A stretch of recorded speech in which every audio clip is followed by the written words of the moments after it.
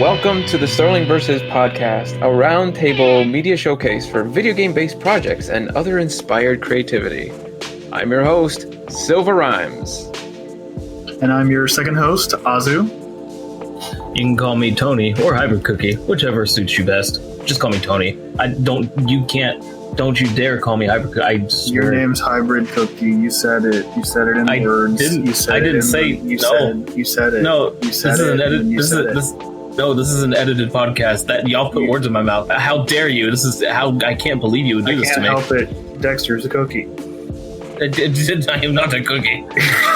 This derailed very fast. I'm sorry. I don't know. Anyway, hello. We're off to a great start for our second episode of our premiere season. And you know what I'm hungry for? What are you hungry for? First of all, you know what I'm hungry for? What are you hungry for, Azu? I'm hungry for some information about that ugly ring we looked at. Oh, of course. I don't think you can eat that, for starters. We didn't look at it yet. Yeah? Well, now we are. Nintendo has just recently dropped a new video onto their YouTube page that says, first look at a new experience for Nintendo Switch. So, yeah. If there's anything that I've known recently, it's that Miyamoto talked about it in an interview that he thought that traditional controllers needed to be thrown out sooner or later. And he wanted to once again renovate the future of controllers. He said, "Wait, did he actually say that?" He did. He said this a few months ago. I remember that that interview, and I read it, and I was very skeptical. I don't. I'm skeptical of you now. He definitely said that, and I was skeptical because I was like, I understand the revolutionariness of the Wii, and he mentioned that while he was proud of the Wii and other stuff, he also mentioned that he felt like not everybody could use motion controls in any of the incarnations that they've done it in yet. Yeah, whenever you start doing motion controls, you kind of start limiting. People with general disabilities, stuff like that, have a hard time utilizing stuff like this. It's kind of difficult. Right. It's one of the reasons why Star Fox Zero didn't work out nearly as well as they wanted it to. That you limit it and make it inaccessible, people aren't going to want to access it. Right, which was exactly why he was like, all our previous ones have not kind of answered that question yet, and so they were going to keep trying, and that he had a new idea for the future. Now, that's not to say that I believe that this is whatever they're doing for the future, but this seems up his ballpark, and I wouldn't be surprised if he let this happen. There's a video called First Look at a New Experience for Nintendo Switch, and the video shows us probably the most incredible marketing campaign I've ever seen for a Nintendo peripheral. I mean, I'm watching it now for the third time. I had to watch this 3 times, and I'm personally amazed at it because, I feel like Nintendo always has an answer for why they design things the way they do. I haven't found one yet for this one. and considering that they had a hard enough time trying to justify the Wii U gamepad,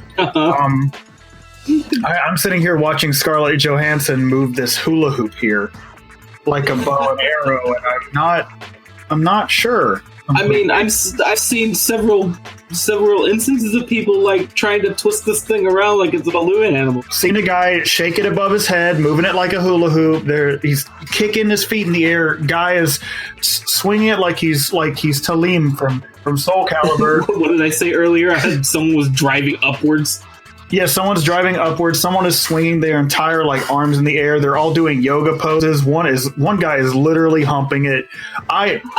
This woman is squeezing it back and forth. We are for the audience at home that can't see this because this is a podcast. I have to let you know this is a hula hoop with pool noodles on it, and they have a little, those little iPhone fanny pack strap things. Yeah, you wrap that around your leg. Right up on your upper thigh. And up on your upper thigh. And both the fanny pack and the pool noodle hold a Joy-Con each. Again, I think I'm honestly amazed. What are your thoughts? I I mean, it's kind of bewildering because it's like here's the thing that actually gets me the most, right? They literally just had a Nintendo Direct yesterday, but they dropped this the day after that with no fucking kind of fanfare whatsoever. It just kind of happened, and I only know about it because I saw Game Explain talking about it while I was on my work shift today. I mean, to be fair, you know why they didn't put it in the Direct. I know why they didn't do that, but Yeah. I feel like that still speaks something when it's just like, oh, okay. You think that a braver Nintendo would have done that, and maybe they would have about a decade ago, but probably not now. Either way, I'm still amazed. Me being the guy in here that's really obsessed with controllers, and I really love thinking about controllers and ergonomics and etc. Well, again, I'm honestly shocked and amazed because like a lot of the time people like to dog a lot on Labo. Yeah. You know, people like to dog on Labo, but I see a lot of potential and purpose in Labo. Labo is like a DIY kit for children and preteens and etc. You get to take cardboard and get to follow the crafting, the lines and everything that they want you to do to cut out and shape it the way to make these new little these new pieces to attach to your Joy-Cons and do make these cool toys and figures out of it, and that's awesome. That's great. And it's like longevity isn't exactly the Labo's strong suit, but at the same time, it's a little bit, from what I understand, they're kind of gunning more for the experience of the thing and not so much the longevity of the end product. That, and it's cheap. It's really cheap, so it's not like that's much of an issue. Cardboard helps. Who knew? Yeah, cardboard is really, really cheap. And while a lot of people were like, "Oh, well, Nintendo is literally selling you cardboard," no, this has purpose. Yeah, I can see this. I'm shocked. I'm shocked because this is the first time I've seen a Nintendo peripheral where I'm just like, no, there is no regular basis for usage for this at all. What am I looking at? I don't know, because they show you the peripheral, but they don't show you what exactly it's doing.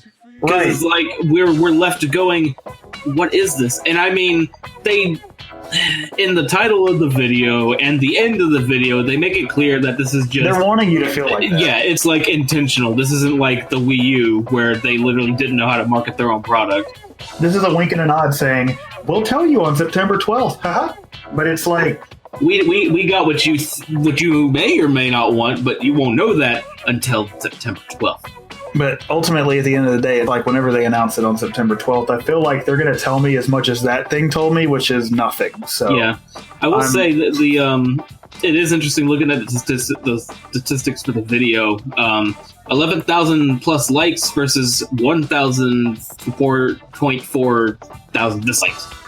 Well, that's because a lot of people love the innovation of Nintendo, even as weird and ridiculous as it gets. And as much as like other people who are more fans of like Sony or Microsoft like to clown on Nintendo for doing a bunch of like creative stuff like this, I mean, it is a very like creative, out of the box kind of like thinking for designing stuff, and I can appreciate that. But what is this?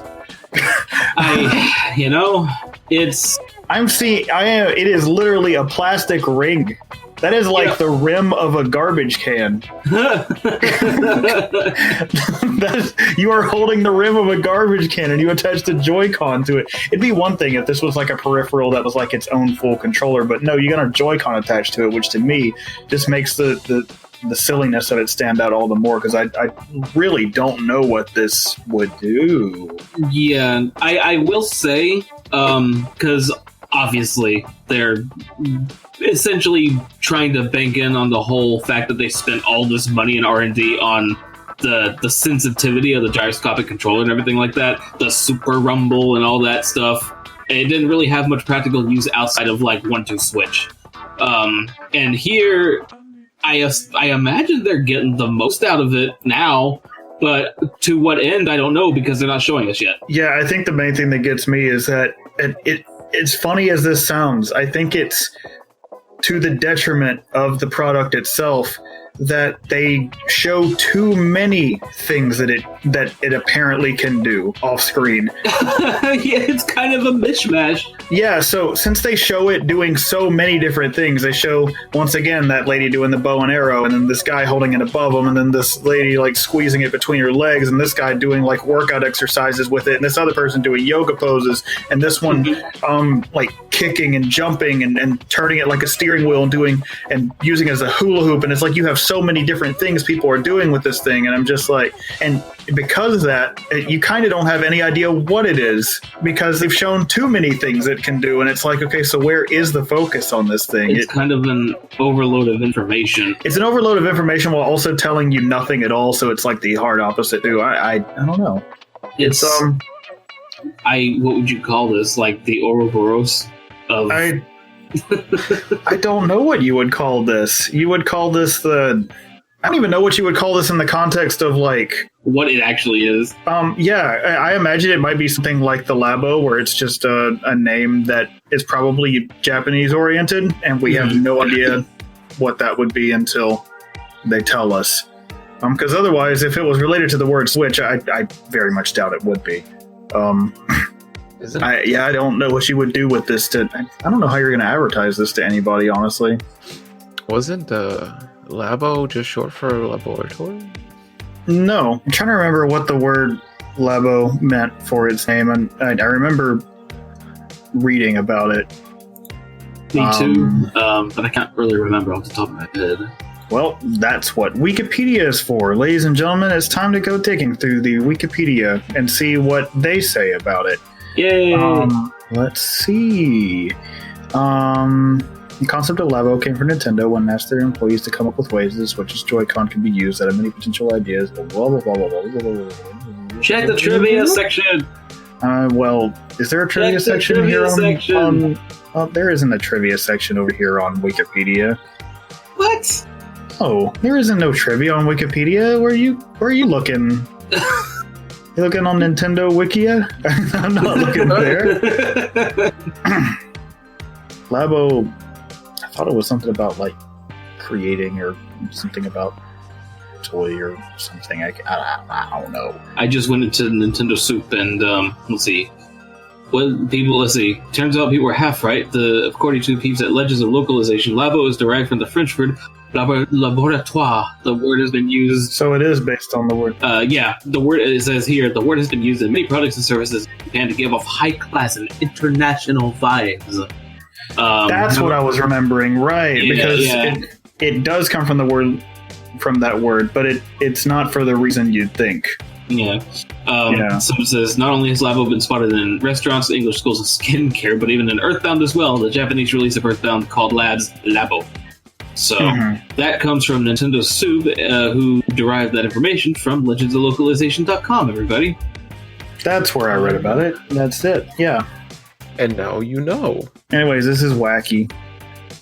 And I honestly don't know what to think about this entire thing. I guess we'll find out on September 12th, so literally a week from today. Mm-hmm. Yeah. Yep. We will know.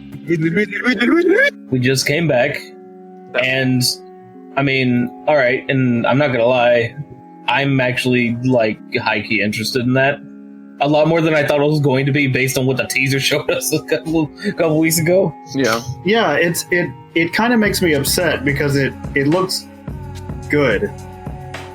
And it looks like a good game. Yeah, and it's just like it shouldn't be this good, but here we are, I guess. That's that kind of par for the course. That's Nintendo for you sometimes. Yeah.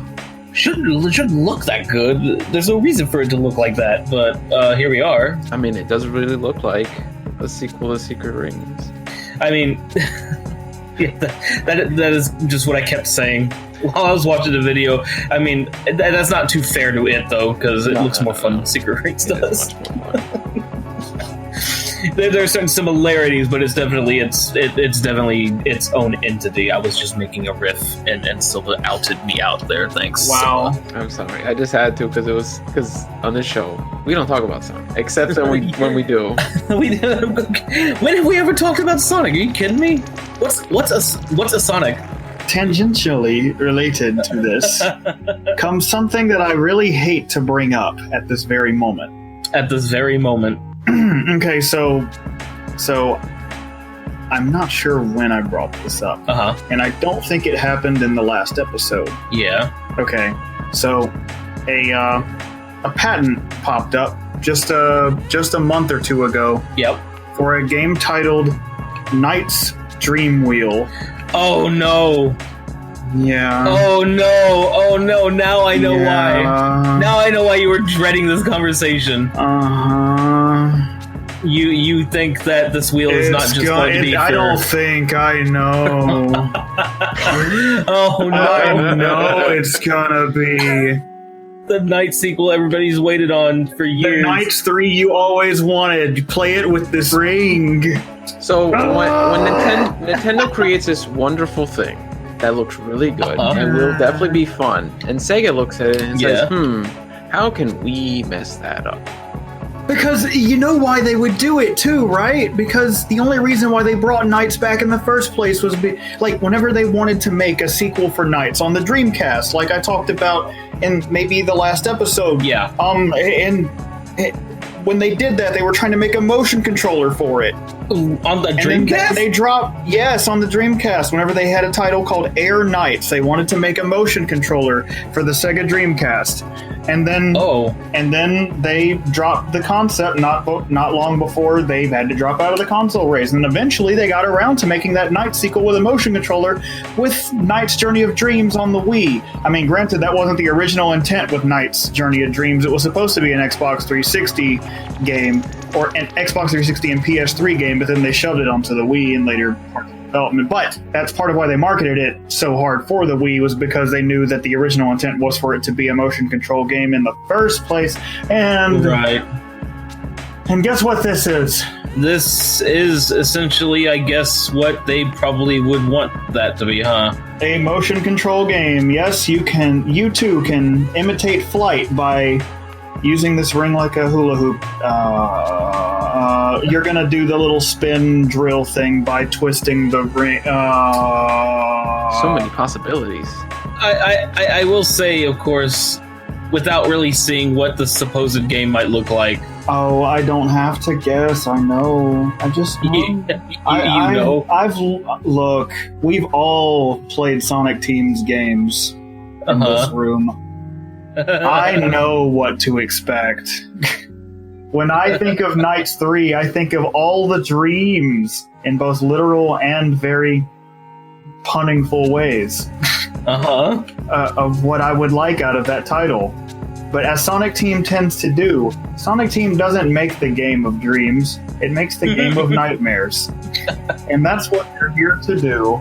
I wouldn't even say nightmares, just out of frustrating, not nightmares. It's not a nightmare until Sonic 06 is involved. Nightmarins. Nightmare in the Actually, no, I mean, okay, Sonic 06, but with motion control would have been so funny. Well, I mean, Sonic 06 with motion control was what Sonic and the Secret Rings ended up becoming. You ever wonder why the game has where you're automatically moving at all times? It's just the Mach Speed sections turned into a Wii game. No, I watched the videos on the subject, how the team split, how two creative directors split, and Nakamura was kind of left holding the bag, and et cetera, et cetera. I did my homework. Yeah. So, this is Knight's Dream Wheel. Will probably get announced some point, and it's going to be a game for the Nintendo Dream Wheel. That's why it's called Dream Wheel, because you hold the Dream Wheel. I do hold out hope that it's just a coincidence. No, it's not. You are very certain that it's not. I am so certain. Look, there's no one in this room that loves Knights as much as I do, and I can tell you for certainty this is what we're getting. I just know, man. I can't wait. I can't wait to see the inevitable reveal and also your inevitable reaction. I don't want to see it now. Now to you, I guess, what is the leg strap do? What does that do for Knights? The leg strap, you just flick your leg to do like the little flippy tricks that Knights does. Okay. See? We did it. This is already better. Yeah, we did it. See?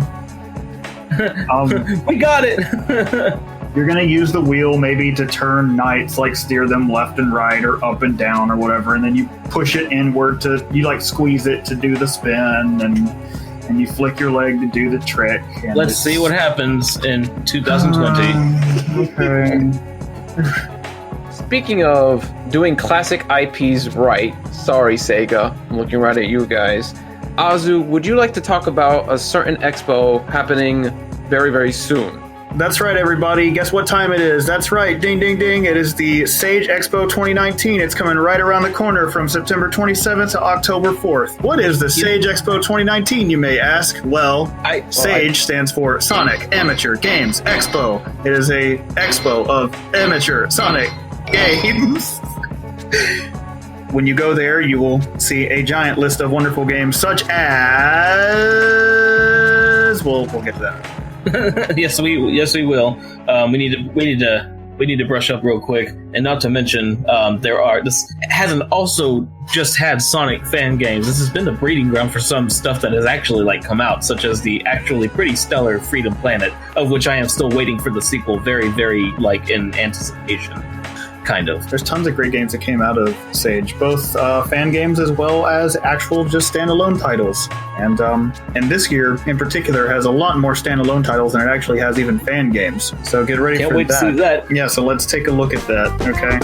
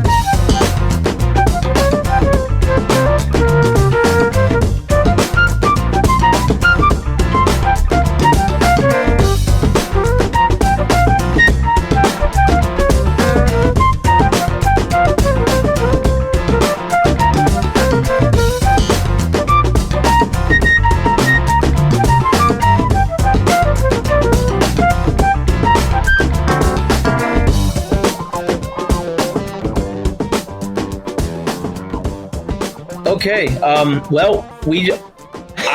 Wow. So first things first, I just want to get, let me just kind of point out this elephant in the room. Why are there Nintendo fan games in here? They're going to get... I don't think it's as much of a problem that there's Nintendo fan games in here as much as it's just... This is hardly even a Sonic Amateur Games Expo thing anymore. This is really just... You could just name the thing Age now. Yeah. Amateur Games Expo. I would say yes, other than the fact that it's like I know it as Sage. I can't know it as anything else. I know it as Sage, and there is a good bit of Sonic fan games, but most of them aren't Sonic fan games. Which, while I like the fact that there's so many, they're really upping the variety of fan games in this, and as well as I'm really liking a lot of indie projects, demos in this too. I don't necessarily like the fact that it feels like Sonic fan games are a dying breed now. There's like a couple of factors for that, I think. One, the biggest one is the fact that back in the day, it was so much easier to come across stuff like Sonic fan games because nobody had a set engine. Everybody had to essentially remake the same engine multiple times across multiple game making applications, and there was no set standard. But then you had engines come out like the Sonic Worlds engine, which a lot of fan games for a time were built upon that, and that became like the somewhat normal standard unless you wanted to do 3D. 3D is still kind of an enigma that's had multiple applications to the formula thus far that I don't know if I want to say Freerunner was like the engine that people were kind of gearing towards, but I don't know if that actually became the standard or anything. It didn't. Freerunner was just an extension off of Blitz Sonic. Right. Really, they've always had engines and stuff. It's just mostly, I think it's a different matter is the reason why fan games are starting to disappear. And I think it's mostly just because people, I don't know, I guess more people are just wanting to make original projects now, which is all right. That's cool. Yeah, that's definitely a cool thing.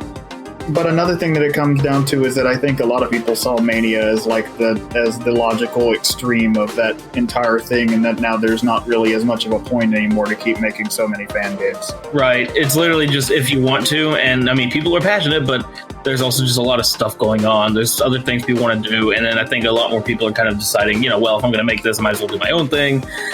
It could also be a generational gap. Like, it could be the fact that, there's... It is a generational gap thing, yeah. We got a bunch of youngins that basically didn't have to sit through, oh, well, is 06 the best we're going to get? Oh, is Shadow the Hedgehog the best we're going to get? Right. One of the main things that really drove fan games was the fact that everybody wanted to try to make a game better than Sega a little bit. Yeah.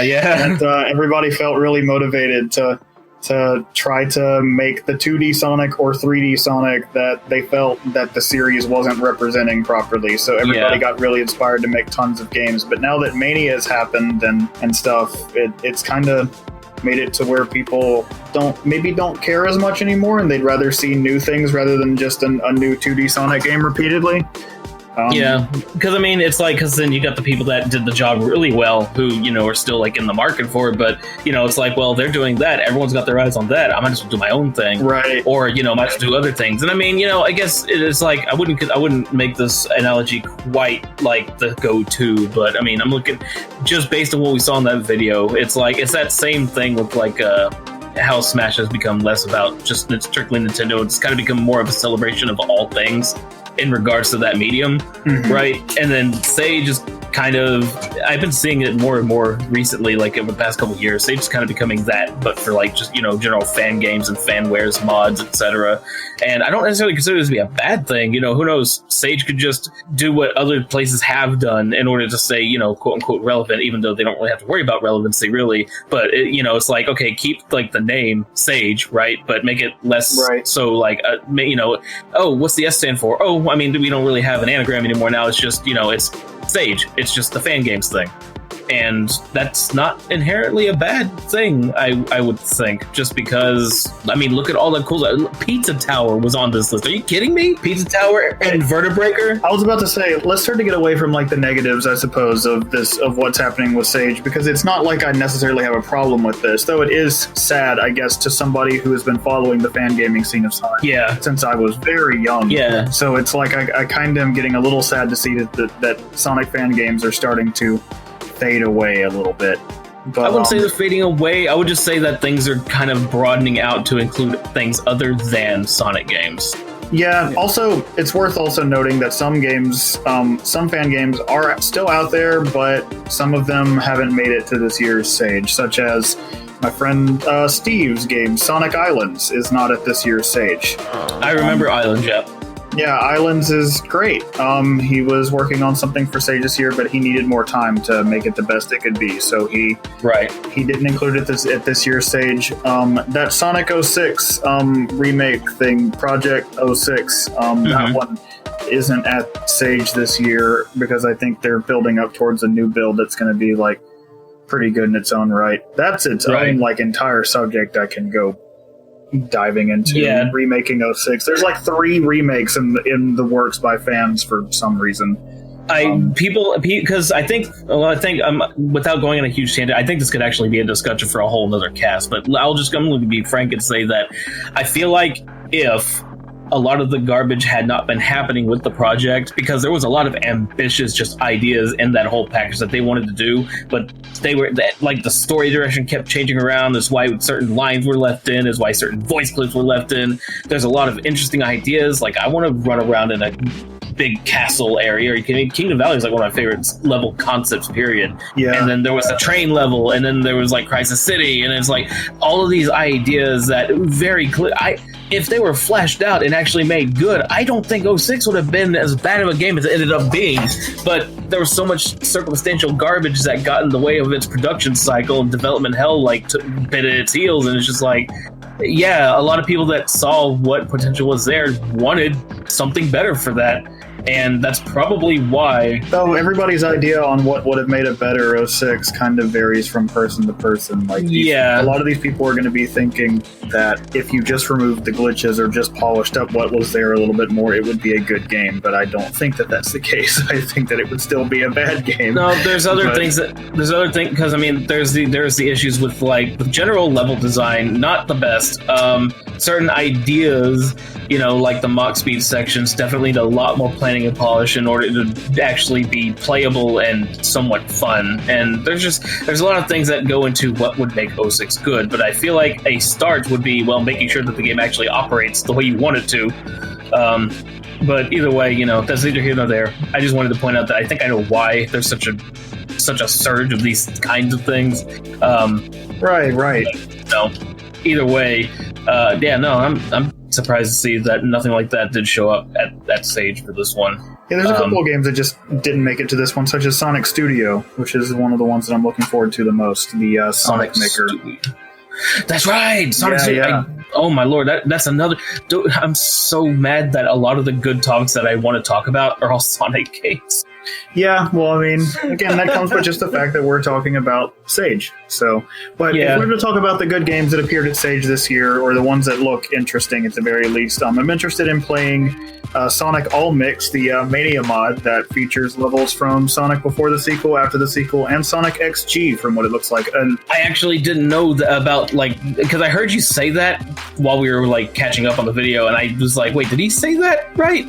I'm pretty sure that's levels from before and after the sequel, but I know for sure one of those is that stage Final Fall from Sonic XG.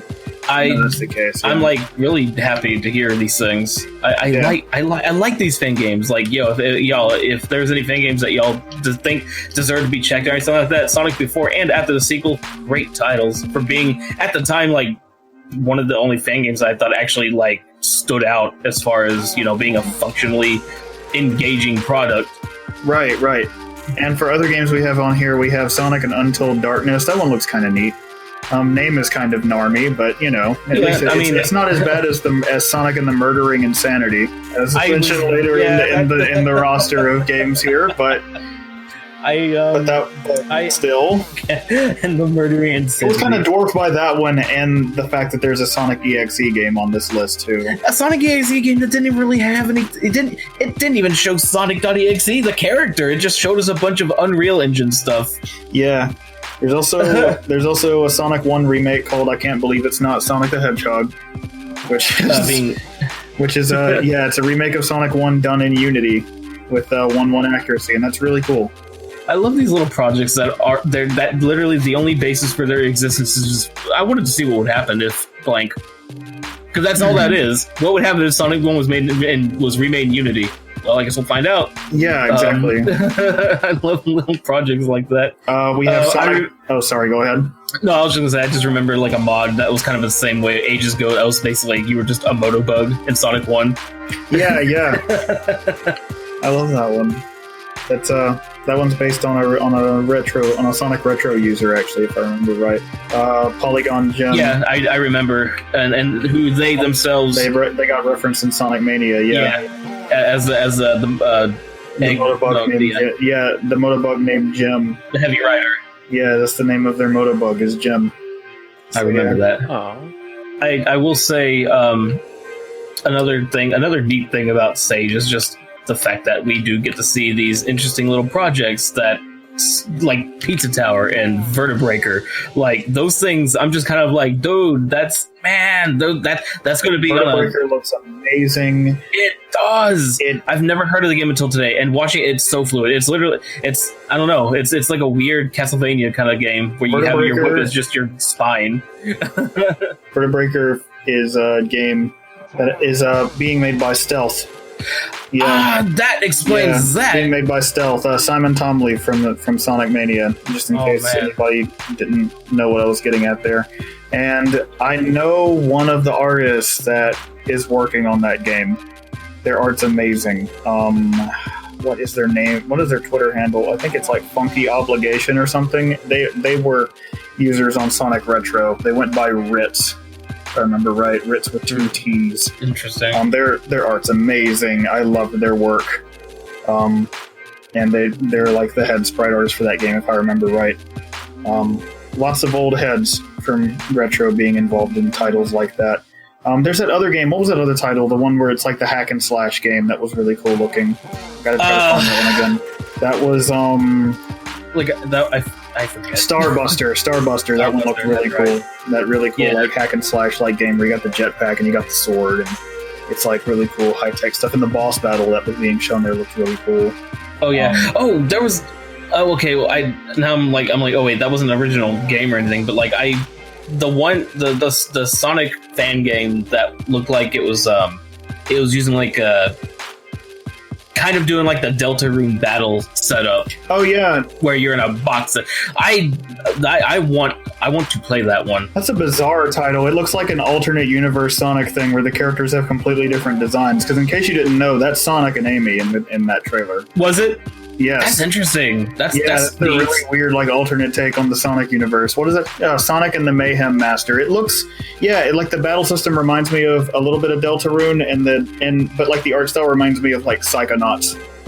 Right. It's interesting. And right after that, Silva, I'm going to need you to talk about this one game because I know you're feeling it. How do you feel about this little Sonic Smackdown game? Sonic Smackdown is looking to be like a Marvel vs. Capcom with all Sonic characters, and that's all that really needs to be said in terms of how it plays. But I'm so intrigued that there's already a couple playable characters. We got Sonic and Mecha Sonic, so definite I feel like this guy is definitely having some what was that one flash animation with the Sonic and Mario characters? You're talking about Super Mario Brothers Z. Yeah, no, he's taking. I believe it was confirmed he was kind of doing that. Yeah, taking some heavy from that, and I'm really, it puts me in all smiles to see something like that because it looks really good.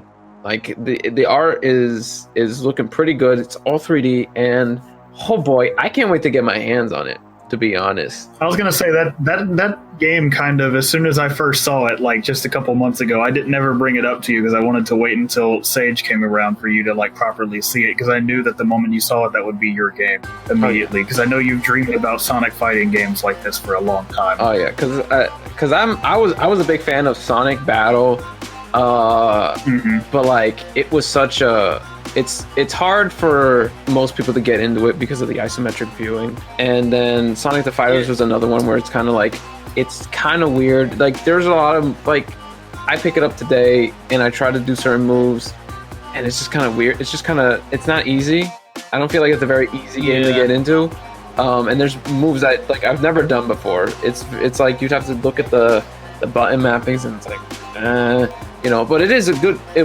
Those were good looking games. They were fun games, but this is it's taking already established enough formula in the Marvel vs. Capcom series and utilizing it, and it comes together really well. A lot of their moves are translated well into fighting moves in this setting, I feel and it's not there's a lot of room. There's still a lot of room for imaginative kind of remixes of moves and lots of easy ways to sneak in specific references to certain things, like how the Marvel vs. Capcom series does. They just do that, a lot of that, because it's a quick thing. It's very fast paced without making it so with Sonic Battle. It's a lot of time it could feel a little sluggish, a little awkward, especially with how they do blocking and kind of dashing around and healing, and it was a little weird. But something like this, I don't know what kind of characters he's going to put into it. I assume he's going to probably just focus on a lot of the game characters, but nowadays people like to add in maybe the Archie comic characters, and maybe we'll see some IDW characters. Fun fact about this game, by the way, it's being made by Streak Thunderstorm, which is responsible for the old Sonic fan game Sonic Mecha Madness, which explains why Mecha Sonic is even in this. I don't know if you ever played Sonic Mecha Madness. I vaguely remember. It sounds like a game that I would have come across. If this invokes any memories into your brain, it was a platformer title, a 2D platformer that had the Sonic Advance art style going on in it. The background music was some remix of Big Blue from F-Zero. The gameplay was a combination between Sonic Advance and a fighting game. Wow. You had like full combat and everything. Interesting. And I had a lot of fun playing Mecha Madness ages ago. So I would recommend playing that one, even though it never really got far into development. I still really loved playing all the builds that came up with it. It's cool. So this is the same guy, and I knew for a fact it was the same guy, because as soon as I saw Mecha Sonic, I was like, yep, that's him, isn't it? And I read the names, like, yep, that's him. So, yep. That's crazy. I'm glad to see more of his work. I hope it goes far, because again, it's one of those games. People are loving it. Yeah, because I've seen other snippets like that have Sonic in it and stuff like that. Like it is interesting. Like someone's actually going out of their way to make like a legitimate Sonic fighter, and that's the cool thing about this whole fan game business. That at the very least, Sega doesn't seem to mind so much. So if he decides to actually go the distance with it, he very, very rightly could just do that. Yeah, and he could be the guy. He could be another guy. Who knows? That just like maybe Sega will look at something like this and be like, Let's do a proper Sonic fighting game. You never know who'll be listening to you. Never say never. Can I give some shout outs to a couple other titles before we get to the core of it? Shout outs to Brock Crocodile, which is a really cool looking Amiga-esque game. I really like how it looks in like in those cutscenes that we saw very brief glimpses at. I love the sprite work for the characters in that.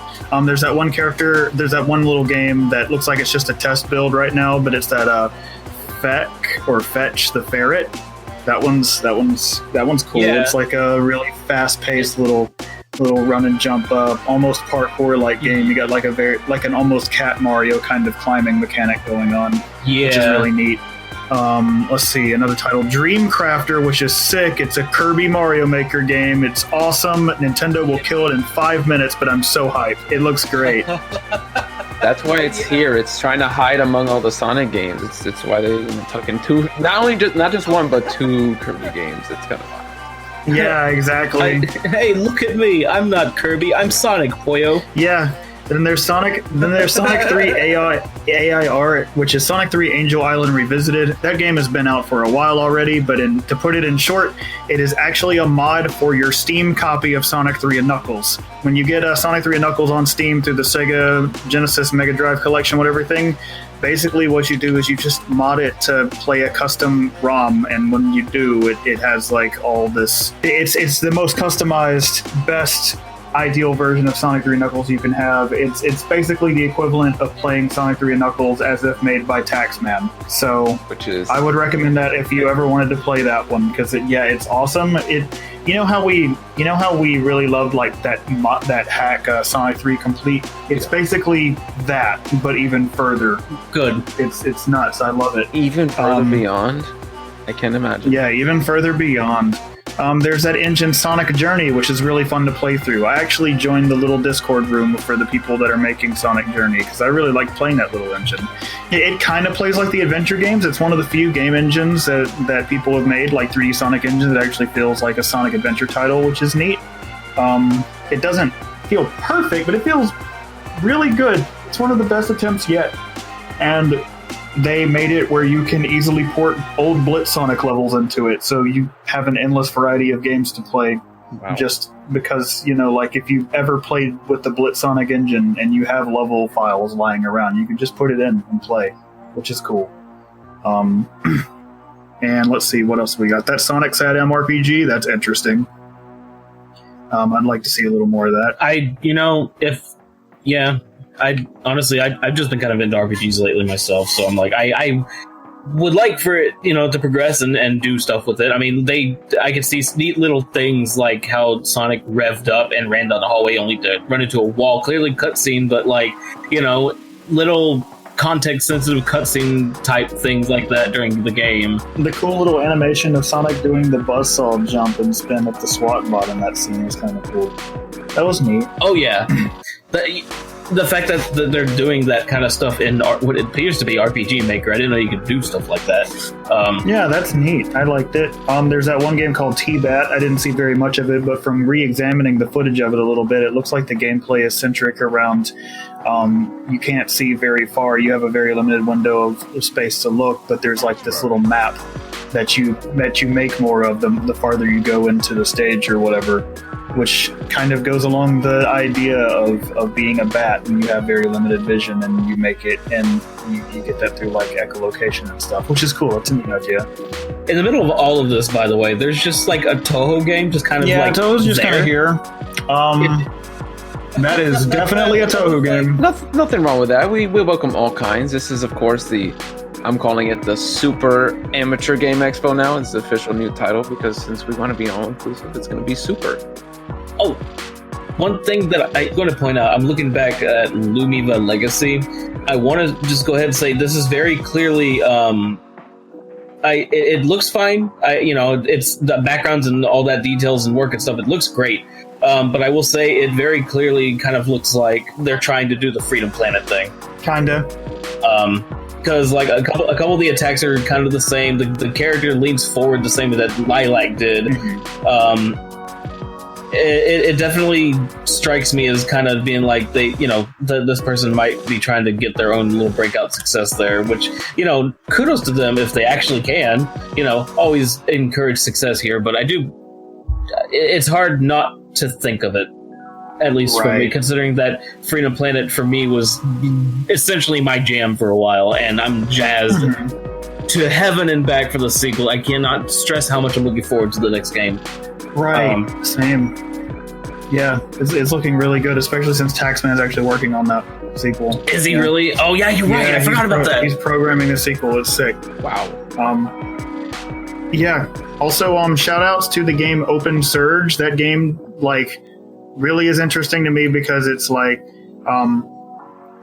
it's a more interesting one on the list, I'd say, because while I didn't get to see very much of it, I'm glad that there's an alternative to Sonic Studio that's going to be here where you get to make custom Sonic levels. That's really cool. There's that one game that was shown immediately after it. It's, what is it called again? It was Phantom Gear. Mm-hmm. That one with the green-haired girl character. That looks neat. It's a neat little run and shoot, almost Treasure-esque game. That's cool. Right. I like it a lot. And I'm missing one. Actually, I have another one I was going to save at the end. There's that game, Battlecross Fever, which is another Sonic fighting game. There has a bunch of crossover characters in it, too. That one's kind of cool. That one's been out for a while, though.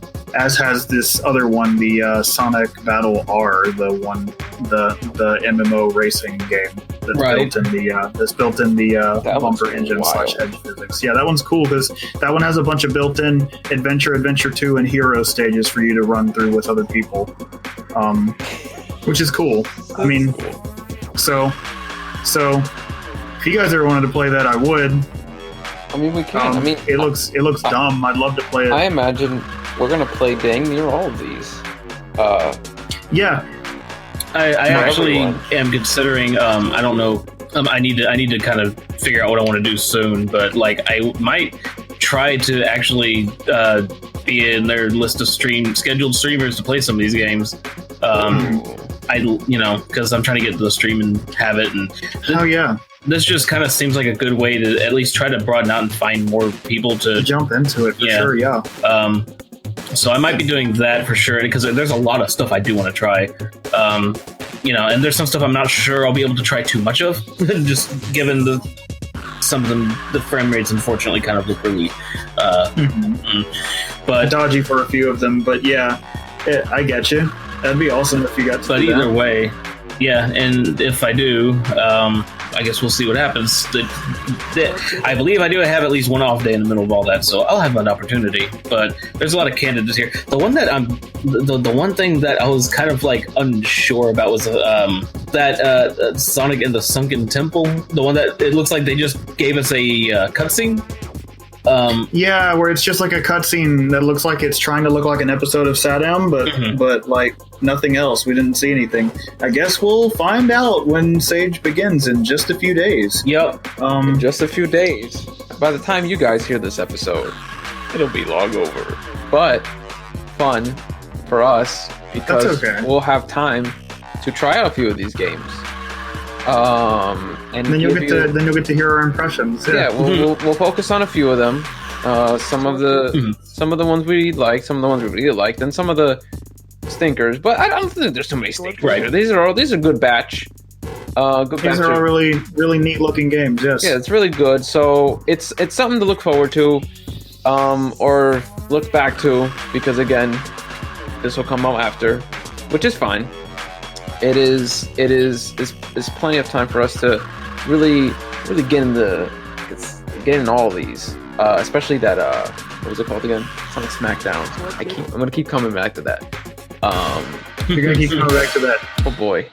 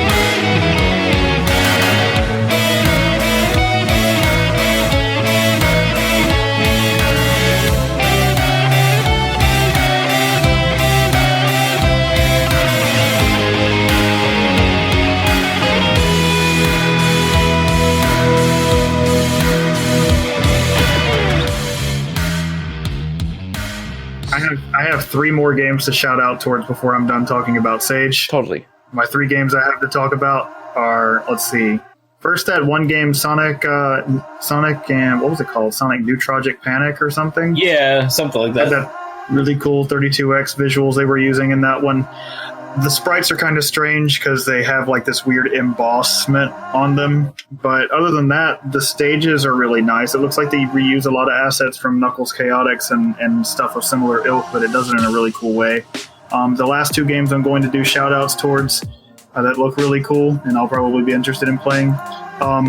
Pumpkin Dog Extreme is the coolest name for a video game in the world, and I think that I'll probably play that one the most just because its name is incredible. Shout outs to the creator of Pumpkin Dog Extreme. And lastly, and definitely not least, even though this is the Sonic Amateur Games Expo, I gotta give a shout out to Pizza Tower. Oh, yes! Pizza Tower! Yes! Pizza Tower time. Bruh, I have been watching and paying attention to like the slow development over time of that game since they like made it a thing, and it has such Wario Land vibes. I love it. I want it, and I want it now. Everything about Pizza Tower screams just extremely funny, extremely good game, and I'm excited. I can't wait to play that game for the first time. It's going to be so sick. Oh yeah, I'm so excited. But yeah, that's all I really have to say about the Sonic Amateur Games Expo, or the Super Amateur Games Expo, or the sorta Amateur Games Expo. Might be the best new name for it, considering all these products that they're making now tend to look like really professional titles. I don't know if we can call them amateur games anymore. This is just an indie expo at this point. Yeah, it really is. And legitimately, I would not be surprised if that's the direction that they start going with it at some point. Yeah, although at the same time, again, I am going to miss the days of it being a strictly dedicated Sonic game expo. Oh, yeah. And it's for that reason that I don't think they're ever going to truly go away from that, really. Mm-hmm. So I don't know. It really all depends on what the future holds for Sonic fan games, because while it feels like they're dying now, for all we know, they could have a resurgence and come right back, and we would have never really expected it, you know? Yeah. And I think that might come around, but we'll see. We will see in due time. The internet has done crazier stuff. You know, you never know what's going to be the next hot thing. Yeah, exactly. And the future is wide open, kind of. We'll see about the future of Sonic. But in the meantime, fan games are kind of fading, but it's okay for now. As long as they don't die, I'll be happy. Because I do know throughout my years of really loving Sonic fan games and just really trying to keep up with them and playing them, I've noticed there's a lot less of them coming out these days. Yeah. And just in general, like I tend to like at least once a week on YouTube, like search under Sonic fan games and hope to find some new one that's in the works. And a lot of the times I don't come up with very good results. Like it's really slowing down. I know it sounds almost silly to say checking once a week and expecting a new one or two to always appear, but that's really how it was for the longest time. Yeah. So it is strange to see it start to fade away and be a much more infrequent endeavor. But I think part of that also comes down to the fact that there are now fan games that take more work these days that are coming into existence. So they have a much slower kind of entry into our lives these days because it takes more work to make them. And that's fine too, because we're getting some pretty cool ones from that. But that's, I imagine, for another day to talk about. We've talked about this for, good God, a minute. Hot Sonic second. So guys, make sure to check out the Sonic Amateur Games Expo at sageexpo.org. That's SAGEXPO. I know we kept calling it Sage Expo and expecting it to be two E's, but I was just confused to see there's just one E. It's really the SAG Expo. Honestly, it's not hard to locate if you end up typing just like Sage 2019 in Google. You will undoubtedly come across the actual page. Sage has actually managed to build up a popularity enough to where that's what people associate it under that title now. Like people can find it under Sage, like that now. Because I just looked up the video for Sage 2018. That thing has over 100,000 views. Yeah, that's insane. So people know about Sage now, which is wild because I've followed this for so long, and it's always been like a deep, like indie thing. And to know that people are paying attention to it now is wild. No, absolutely. And the best part of it is that you can play all these games today for free on your computer device. So go do that. Do that now, after this podcast. But whenever it comes out. After this podcast, because it looks like by the time you get it, it'll definitely have already passed. So go do it. Sage will have done their part, and they usually keep those available for download well after the show's over. Yep. Even after the show is over, if you can't find it on the Sage Expo website, you should always you should be able to find it easy at the website that hosts Sage Expo and always has for years, Sonic Fan Games HQ. If you just search that on Google, you should be able to find that really easy. And on Sonic Fan Games HQ, you can you check the front page. It's a forum now. It's just a forum, I believe. But yeah. And you can find it on the front page of that forum because they have a little dedicated area for downloading fan games on there. So should be easy to find even if the Sage Expo site is down afterward. So there you go. And there should be more games because they are still adding games until the very last minute to Sage. So definitely check out all this and more at Sage 2019. That'll be all from us today on Stolen Versus. Oh, do we have to? We do, because we've been partying way too hard and it's time to take a rest. Until next time, please check us out at our socials. Go to sterlingversus.media for all our links. Check out the description attached to this upload for other links to our hosts and co-hosts and featured music tracks that you hopefully have been jamming out to all the while listening. We've been over a lot today, and we hope to go over a lot more in the future.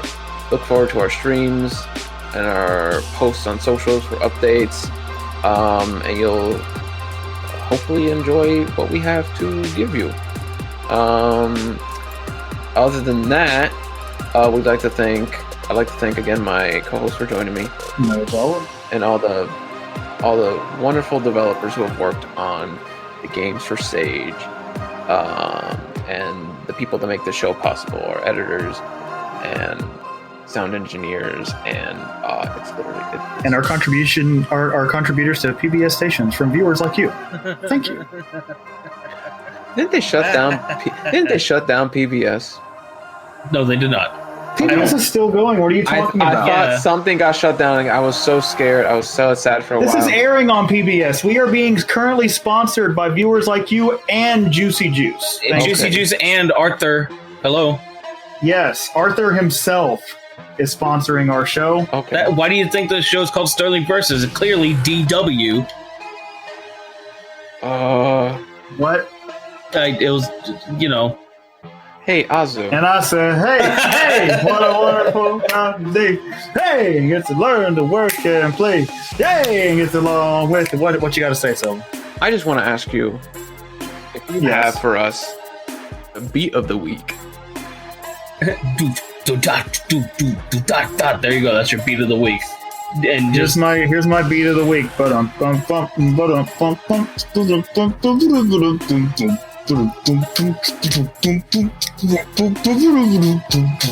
Okay, Mr. Robot Chicken. No, it's not Robot Chicken. Fun fact about that: that song didn't originate from Robot Chicken. That's a song called "The Gonk," and it was for the movie Dawn of the Dead. Yep. Well, I learned something new today. Okay, you know what? That is our fact for the week. Yep. There we go. Fact for the week that the song used at the end of Robot Chicken was in fact a song called "The Gonk." I didn't know that. And now we will close out our episode with the Gonk. Everybody, thank you for coming to our show. Say good night, everybody. Good night, everybody. Good night, everybody.